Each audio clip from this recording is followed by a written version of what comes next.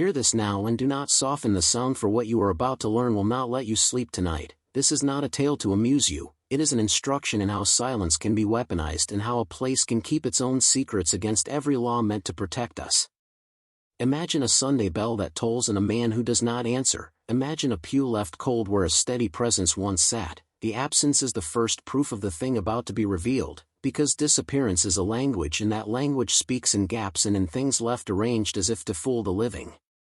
I will take you to a house 6 miles outside a town that believes itself ordinary, to a root cellar nailed with a padlock too new for old wood, to a hidden room whose walls hold clippings and maps and a journal that ends in the smallest, most human of protests. It says in the walls, and you will learn what that phrase contains, but not yet.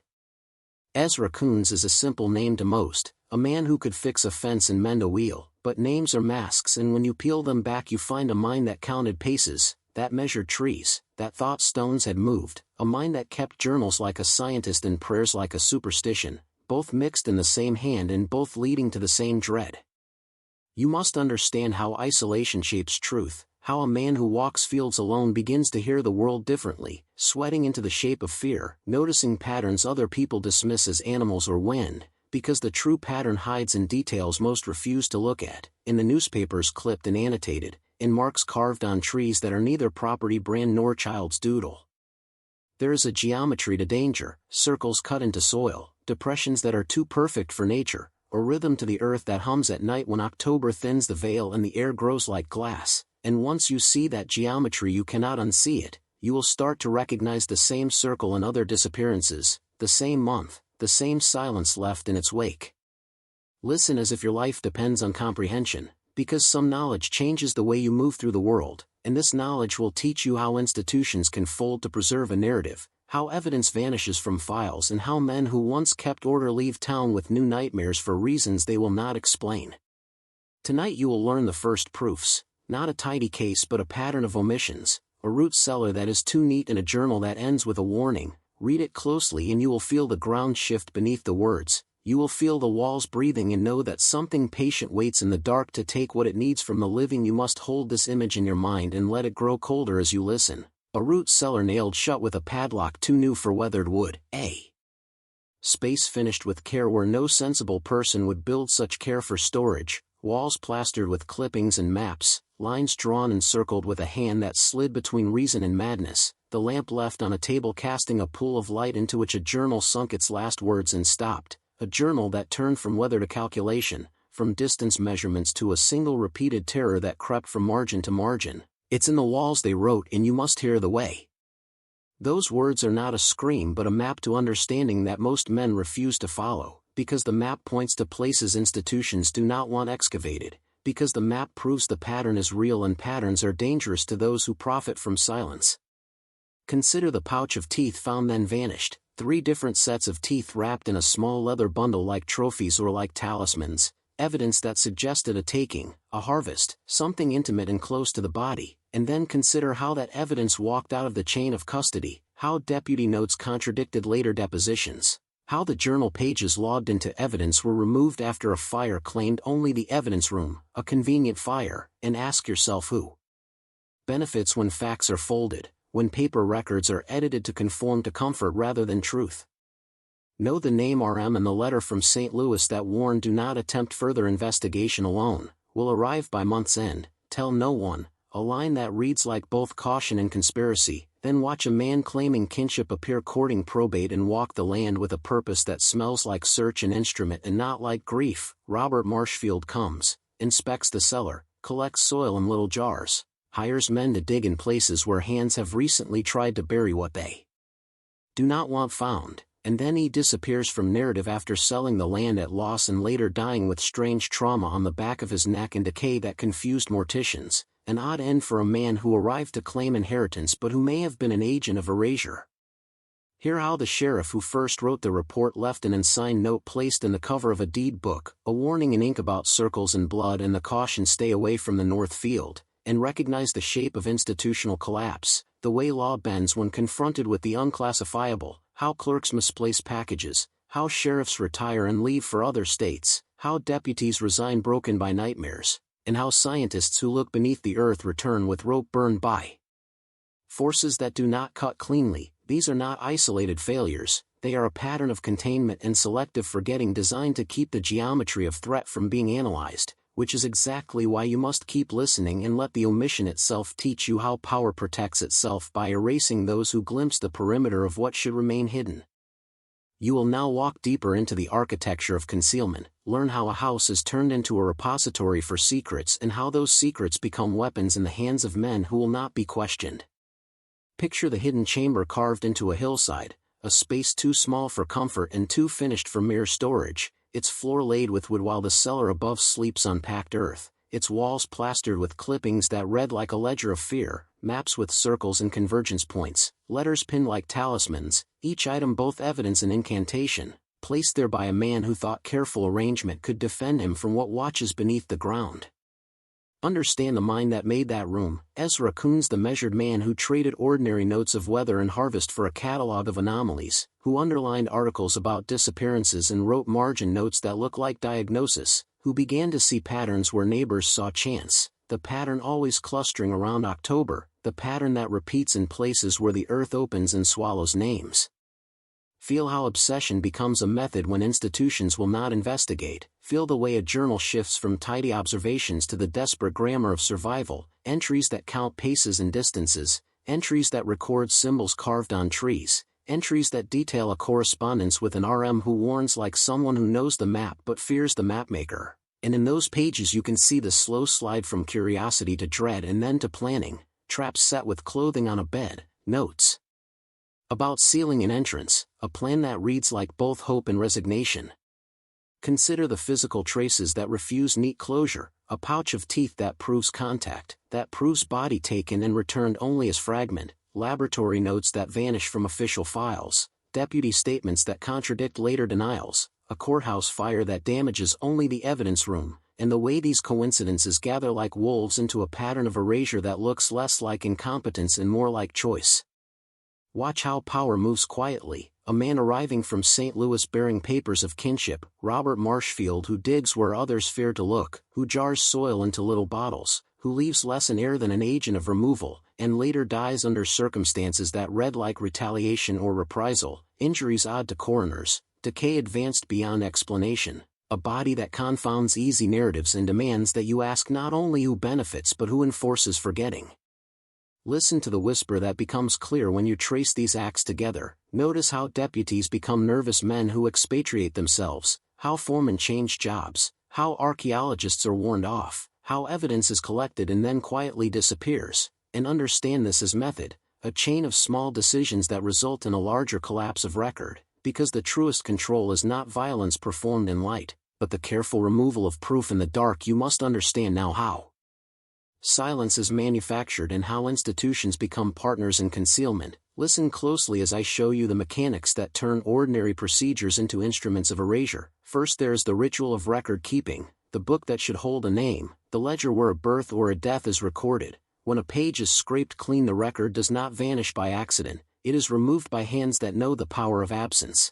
Watch how officials learn to smooth over anomalies. A clerk who misfiles a file becomes an accomplice. A sheriff who marks a case as resolved when it is unresolved closes a door and builds a wall. Next there is the choreography of reputation, the pastor who refuses baptism not because of doctrine but because public ritual would expose what private hands want hidden. The doctor's notebook that goes missing is not lost, it is reclaimed by those who fear more than they fear scandal. Notice how experts are deployed or muzzled, a scientist who raises questions finds his grants vanish, an archaeologist who mentions a sealed chamber finds her reports delayed indefinitely. This is the slow economy of control, favors traded for silence, careers steered away from curiosity, debts exacted for courage. Then there is the law of social proof. Neighbors watch one another and learn to repeat the omission, children mimic the hush they see, gossip becomes a ritual of containment, those who dare to ask are labeled troublemakers and isolated until the habit of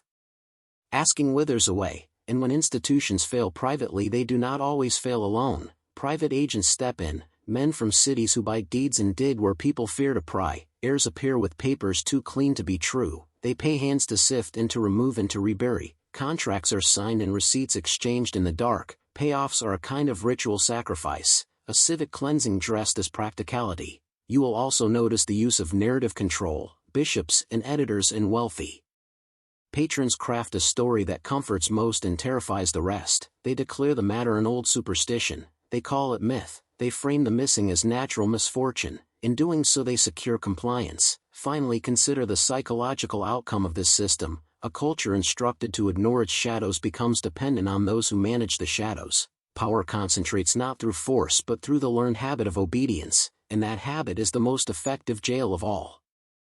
Because its bars are made of silence and the keys are kept by the men who write the ledgers and speak from pulpits and purchase property under false names. Remember this when you trace any erasure in history. Follow the missing page, follow the quieted expert, follow the neat deed, and you will find the architecture of concealment waiting to be exposed. You step into the north field where memory lingers in the soil and the trees keep a ledger of events. Ezra measured the land like a man measuring a wound and traced paces, stones and circles until his world became a diagram of threat and shelter. Imagine a cellar finished with care and a journal pinned to its walls that functioned as both map and plea. That hidden place became the center of a pattern of October vanishing shaped by repetition. Consider how the community responded with ordinary instruments: a sheriff, a deputy, a foreman, and men who bought land and moved papers. Their choices layered silence over fact until absence looked official and erasure felt like protection. Note the blue-white flames described by a man who fought the fire and the rope that returned melted when a geologist went down and never came back. These recorded anomalies demand a different register of thought. The land offered signs too precise to be random concentric depressions arranged like deliberate marks and symbols carved into beams and trees whose meaning vanished when asked of the wrong person. Archaeology bumped into authority and curiosity was flattened by caution and budget constraints. A journal torn and rehidden, a box of teeth that vanished, in a city man who arrived claiming kinship only to leave with soil samples and jars. These scraps point to a logic neither wholly natural nor purely human. Imagine an agency moving through cavities and circles seeking a pattern to sustain itself. Ezra wrote of walls that move and of a slow drain of vigor from his family across generations. The pattern repeated across decades, names changing but the month returning to thin the veil. The map in Ezra's hands became dangerous and men with reputations responded by closing doors and altering records.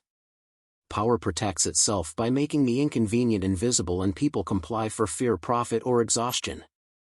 That compliance is a system that eats truth and grows stronger as stories vanish. Stand now with the map in your mind and see the architecture of concealment, the way institutions and individuals collude to turn danger into silence. Do not mistake absence for resolution and do not assume that erasure equals safety. You who listen must learn to read the empty spaces, to notice what others erase and to keep witness where records have been made to lie and resist. You enter now the inner rhythm of dread, the pulse that quickens when knowledge slips from curiosity into conspiracy. Here the loss of a man is not an event but a lesson in how truth dies in plain sight. Remember Ezra as craftsman of silence, a man who read land like ledger. He translated circles into language and pits into prophecy. His journal became an altar of obsession and a map of warning. See the root cellar not as storage but as shrine, papers pinned like prayers, a pouch of teeth like a petition of the vanished, evidence that speaks in fragments where law refuses to listen. Observe how outsiders come to claim what locals bury. Marshfield arrives with documents in jars. He takes soil as if to own forgetting itself. His purchases and departures draw a line between those who profit and those who vanish. Listen to the way the earth answers. Circular depressions align not by accident but by design. Stones arranged like markers for an architecture older than the town. Geologists call anomaly what the old families call doorway.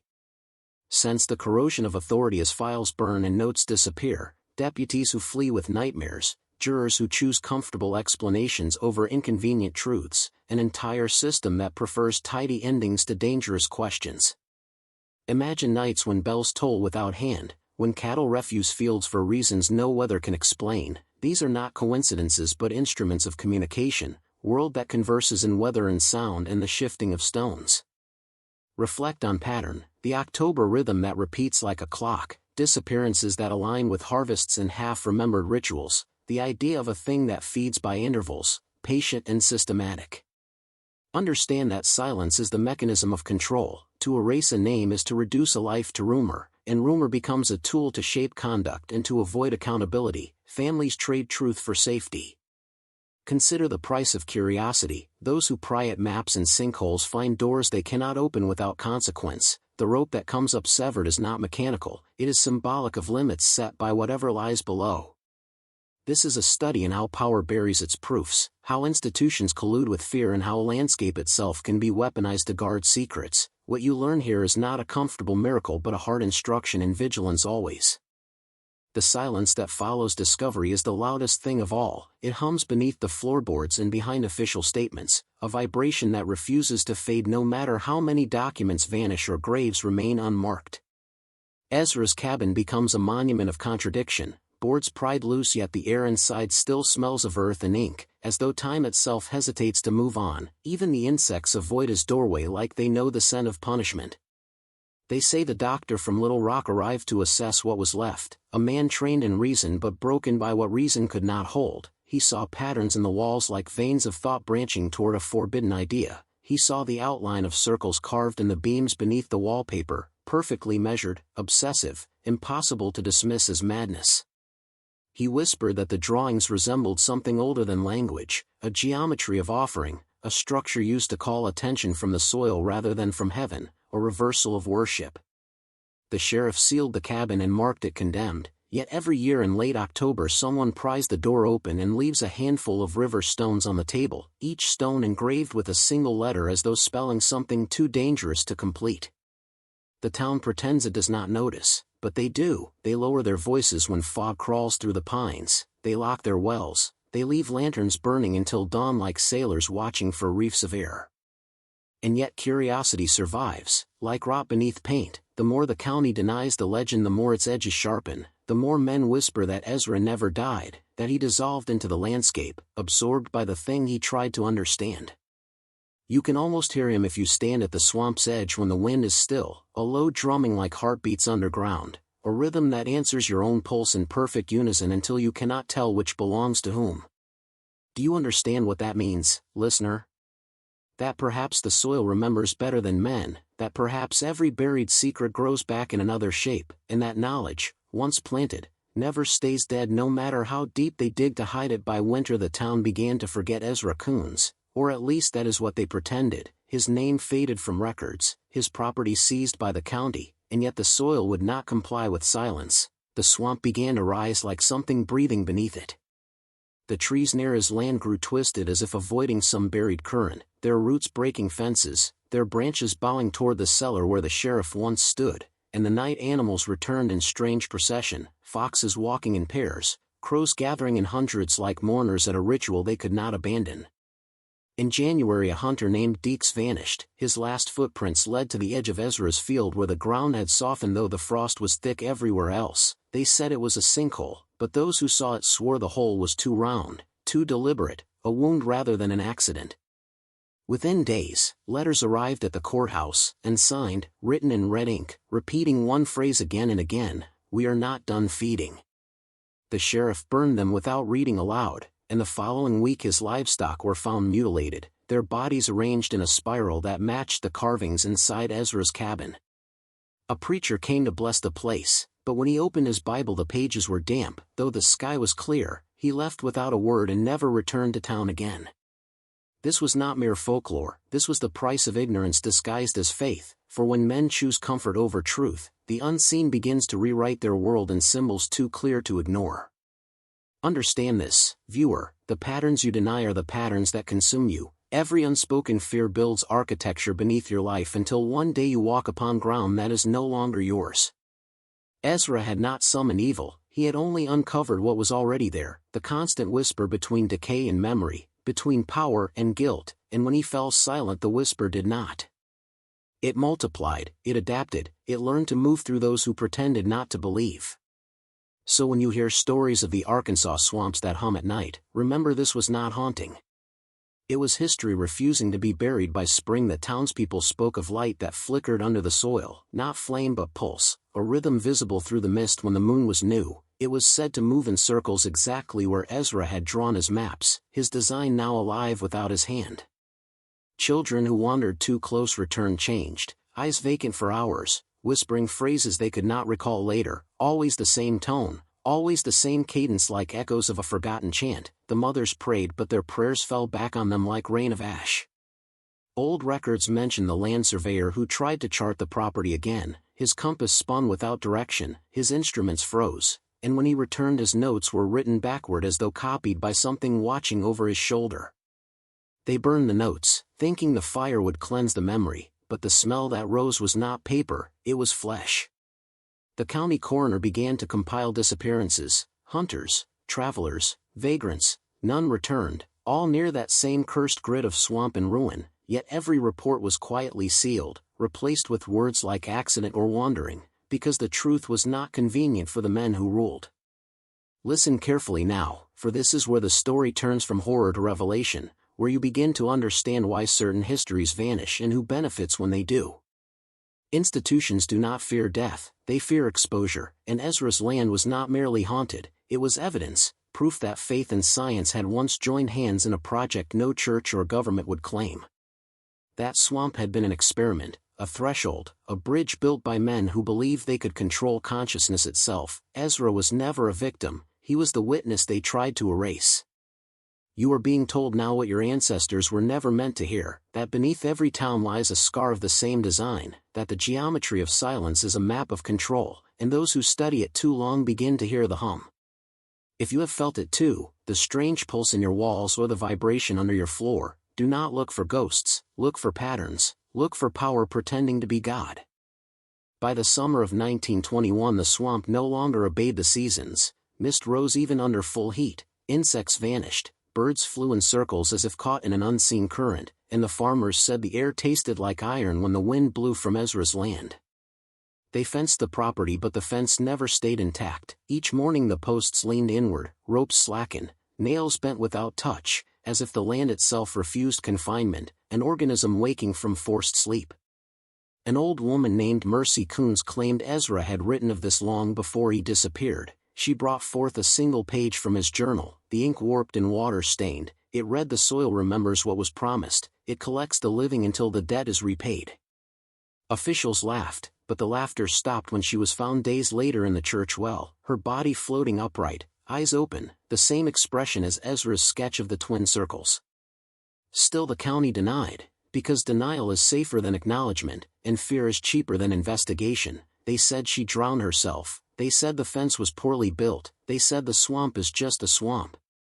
But there were things the newspapers would not print, like the lanterns that burned underground for weeks, or the sound that followed lightning strikes, a metallic echo that rattled windows miles away. There were sightings of a figure on the property, tall, thin, wearing Ezra's coat though decades had passed. The man carried no lantern, yet light bent toward him, shadows gathered around his path like soldiers in recognition of rank. You might think this madness, but understand that madness is the label authority gives to what it cannot control. The county could not destroy Ezra's legacy, so it redefined it as myth.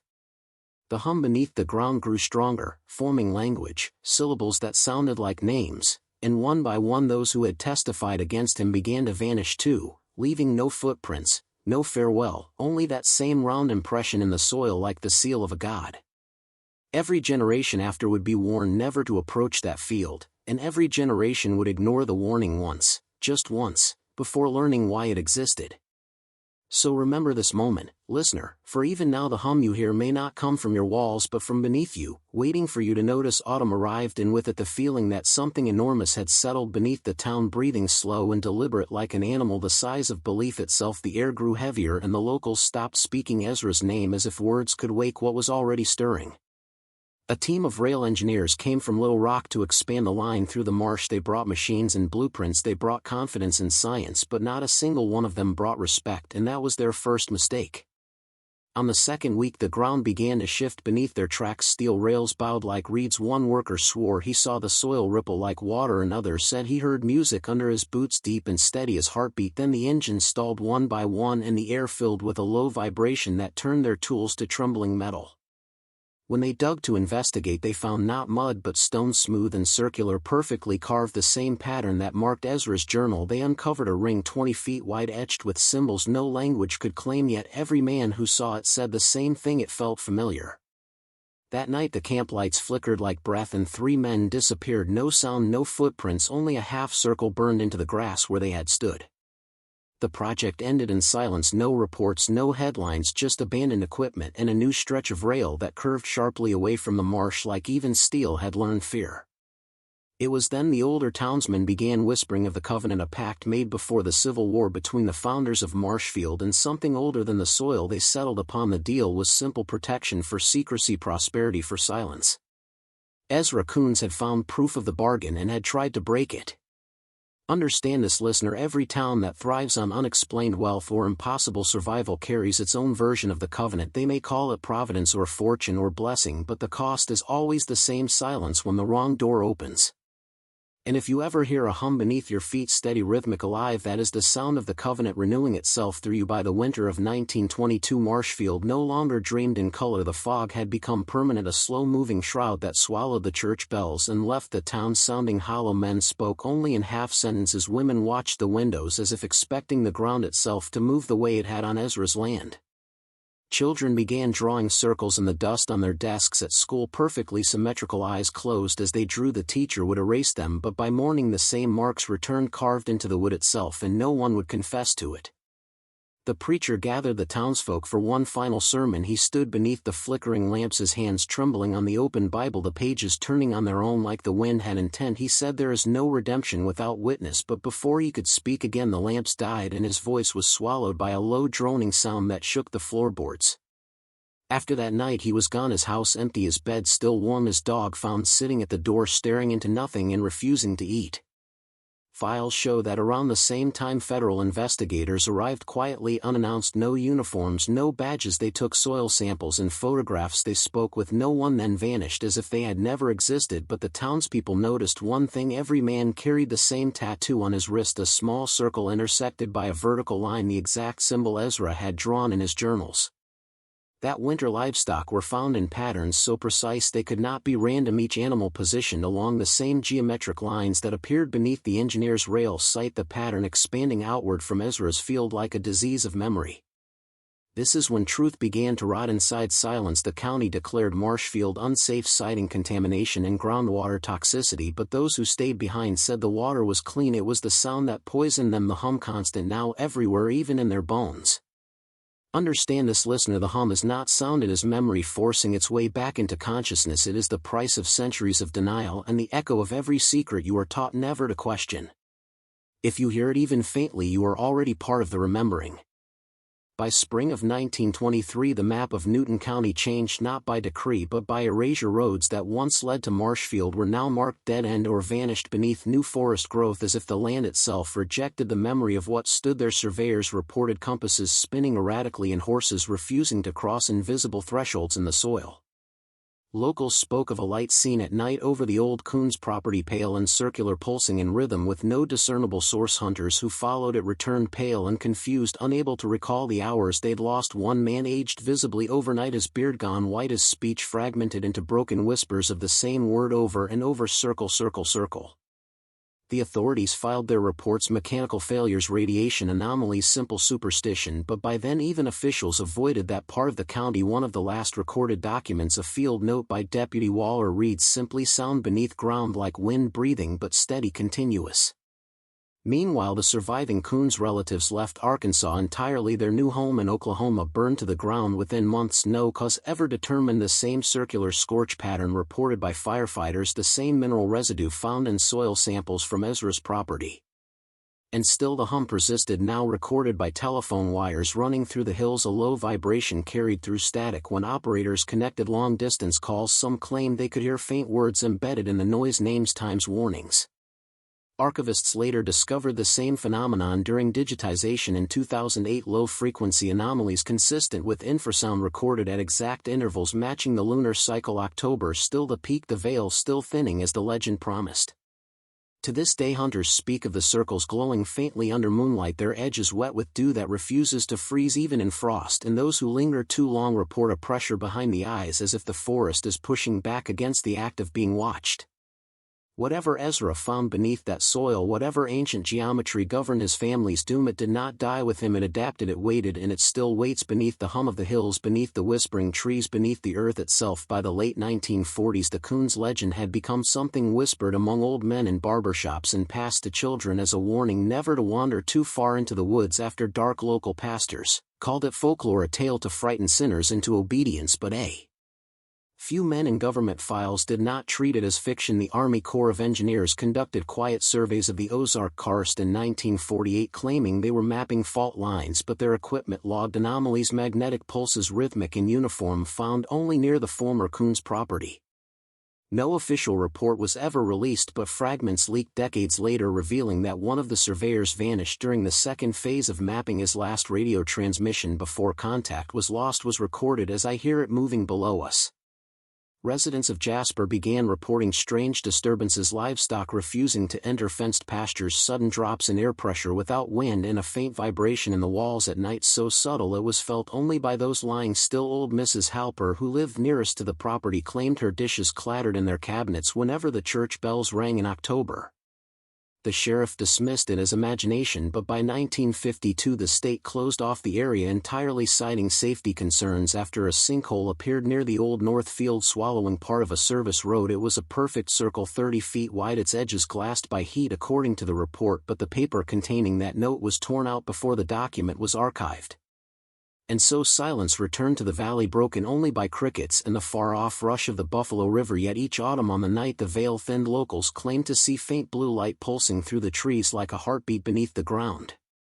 Those who dared approach said the air trembled, that their skin prickled with unseen charge, and that sometimes if they listened long enough they could hear a voice, not loud but clear, as if the earth itself were whispering the same word over and over. Returned by the 1960s, the Coones property had vanished beneath a canopy of oak and hickory roots clutching the earth like hands guarding a grave. Yet beneath the soil something persisted. Locals spoke of the hum, the faint vibration that would ripple through the ground in October nights. Some called it geological, others called it a heartbeat, a remnant of whatever Ezra had tried to contain beneath his home.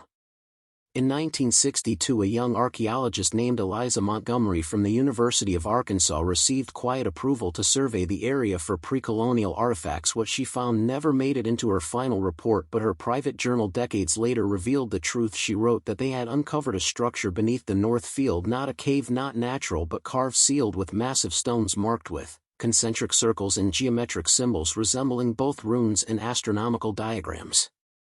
Montgomery and her team took photographs, but before they could excavate further they were ordered to stop. A man from Little Rock arrived with papers and a warning that proceeding would be a federal violation. Her materials were confiscated, her notes sealed, her career moved elsewhere. For 50 years she stayed silent, until near the end of her life, when she admitted in an interview that she had seen something in that chamber. She said it wasn't just stone but intention, that the walls were built to contain something rather than protect it. She described the symbols as barriers, like inscriptions of power, and warned that when the seals broke, the balance between worlds would weaken.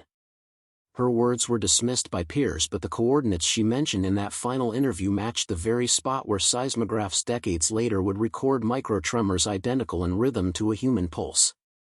After her confession, the woods near the property grew silent again. Hikers reported strange compass failures, GPS units spinning endlessly as if unable to orient within that place, and when the wind shifted they said the trees seemed to lean toward the old north field as if listening to something deep underground, waiting for it to wake again.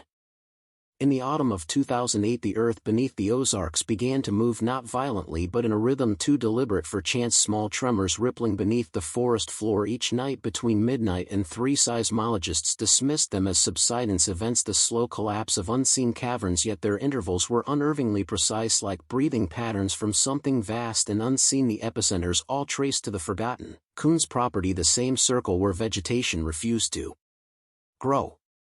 Then came the survey of 2009, revealing shifts no earthquake could explain, passages that once descended into the earth now sealed by sudden mineral growth, while new corridors appeared in their place, forming perfect geometric shapes beneath the soil, 3 concentric chambers precisely aligned as if designed by intelligence, not erosion.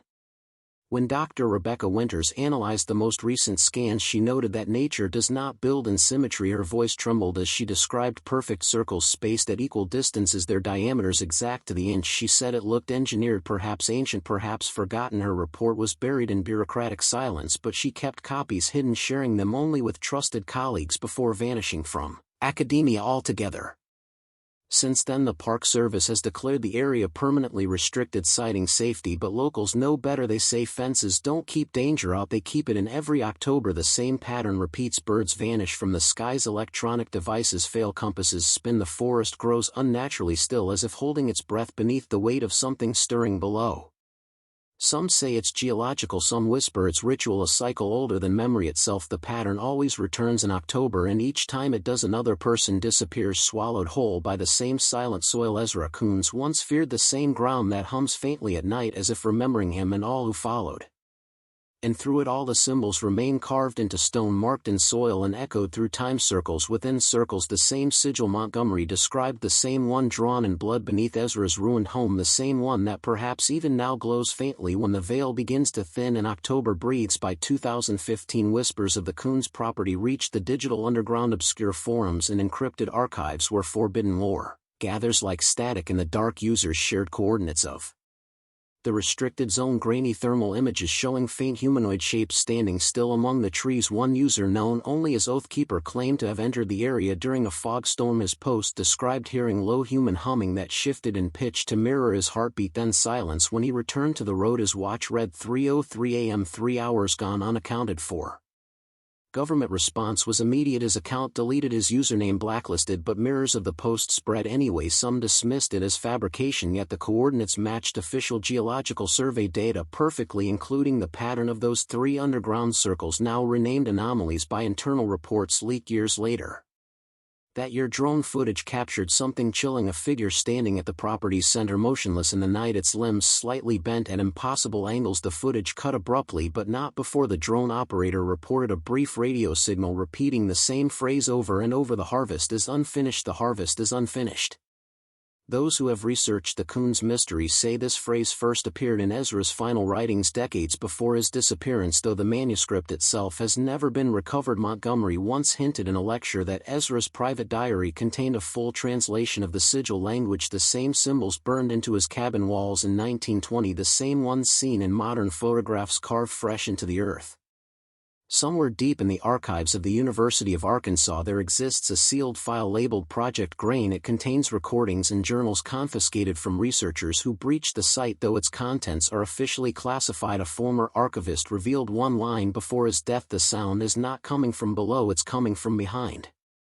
Now the Coones name has become an omen, a story shared in whispers across rural Arkansas, where travelers avoid certain trails after dark and locals still mark their doors with salt when October comes, because they say the soil remembers, the soil keeps count, and the harvest always seeks to finish what it began. There are things in history that refuse to stay buried, and the case of Ezra Coones is one of them. What began as a tale of rural madness has unfolded into a generational riddle, a wound that bleeds through time in ways no institution can cleanse, no record can silence. In the quiet archives of the State Library there remains a letter unsigned dated November 1920. It reads simply: the twins are awake, the circle is not complete. Ezra's name is scrawled beneath in handwriting that fades midway through the line, as if the ink itself recoiled from finishing it. No one has ever identified who the twins were, but satellite imagery reveals 2 unnatural mounds rising side by side on the Coones property, perfectly symmetrical and always damp even during drought. Modern geologists blame groundwater shifts, but those who've been close enough to touch the soil describe a pulse like the faint tremor of a buried heart, one that grows stronger each October, as if remembering something old, something still unfinished. The locals have learned not to speak Ezra's name aloud after dusk. They say it draws attention, and that sometimes when the fog settles thick over the holler 2 shadows can be seen standing by the fence, watching, waiting motionless. Every attempt to commercialize the land has failed. Surveyors lose their bearings, instruments shut down, time loops unpredictably on cameras like the forest itself rejects measurement, and in every still frame from every investigation one constant remains: the faint outline of a man in the background, tall and thin, with eyes like glass fixed on whoever is watching. Ezra Coones is not just a story, he is the echo of what happens when knowledge becomes too heavy for the human mind, when forbidden truth breaks the spine of reality. He was a man who looked too deep into the silence and found it staring back. So remember this when you hear the name whispered in the dark or find yourself standing at a crossroads under a moonless sky. Do not call out to the shadows. Do not ask what lies beneath, because some secrets were never buried to be forgotten, they were buried to be fed, and tonight the soil hungers again.